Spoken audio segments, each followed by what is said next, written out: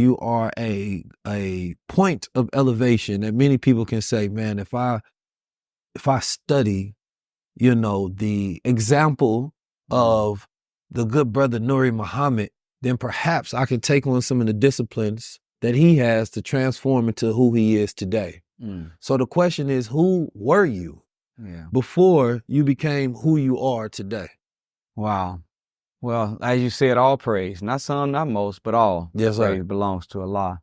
That study where we're talking about the rhythm of speech. Yes, sir. It was a music professor in Pittsburgh, I believe, Pittsburgh. He had told me that they had taken Malcolm X's speeches and he spoke to the rhythm of jazz. And they said, well, we took your speeches and you speak to the rhythm of hip hop. Yeah.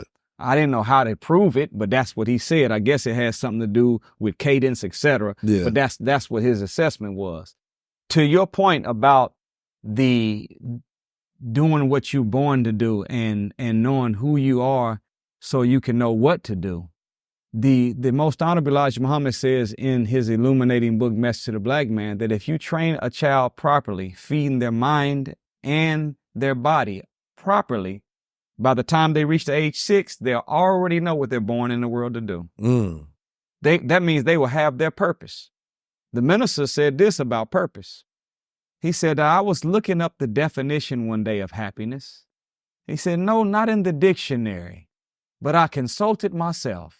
And I remember sitting on the stage, Brother Keys, our word is bond. I was sitting back 2 rows behind him, and it was at a educational paradigm lecture. And I didn't say it out loud, but you know what I thought? Yeah, who in the hell is Webster anyway? Word is bond. I was like, I want to hear your definition. Yeah. I'd much rather have the divine definition from the man sir. of God than Webster. I don't know nothing about Webster. So he said, I consulted myself and I found that happiness comes when you have found your purpose for living and you are fulfilling that purpose. That soul has an unspeakable joy.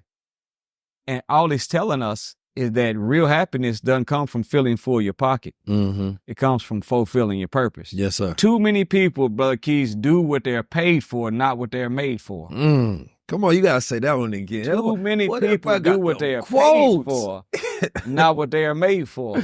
And you'll never have fulfillment until what you do for a living